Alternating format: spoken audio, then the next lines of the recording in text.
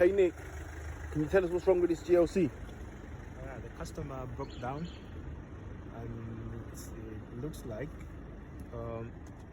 it can't select to go to gear. As you can see, the horn doesn't work, no indicators working. So we're doing a diagnostics to see what's wrong with the car. The computer says communication with the steering control module has a malfunction. What's the next step?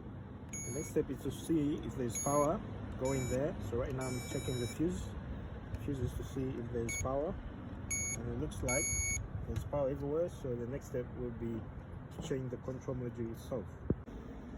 How you doing, guys? So we've got this Mercedes-Benz GLC. So my colleagues went out to this car. It was broken down last week. They couldn't get it to start, so the customer had to bring it into ourselves. So this is the symptoms. We start the car, but we don't have no gear, as my colleagues already explained. And we've just stripped the inside of the car, and you can see all rat. A rat has been here. So we've got a rat problem here. So we need to strip all of this out and find the wire that the rat has bitten into, and that's what's going to be our problem. As you can see, we've got a really greedy mouse. They have been bringing sweets and everything inside the car. Look.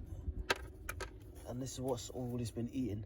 So this is going to be a major fix, because we don't know where and what the rat has been eating.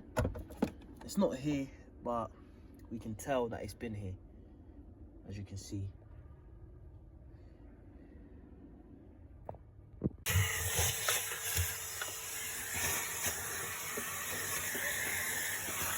It's even worse on the other side. There's a greedy little mouse or rat, whatever it is. Look at that. And look at the sweets here. Oh, that is sweets. Disgusting. As you can see, the next stage was to strip down the whole interior of the vehicle. So after stripping down the car, the second stage was to individually inspect all the wires in order to identify which wire the mouse had bitten into. We also carried out an inspection on all the connections to make sure none of them were faulty in the process. Having identified which wires were causing the issue, we had to carry out an electrical repair on the damaged wires.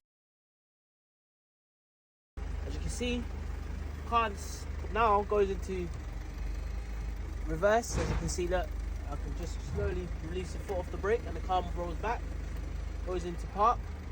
We found out what the issue is. In order for us to find out what the issue is, we had to strip down the whole interior, as you can see. And not only was there a mouse in the car, we also had water damage.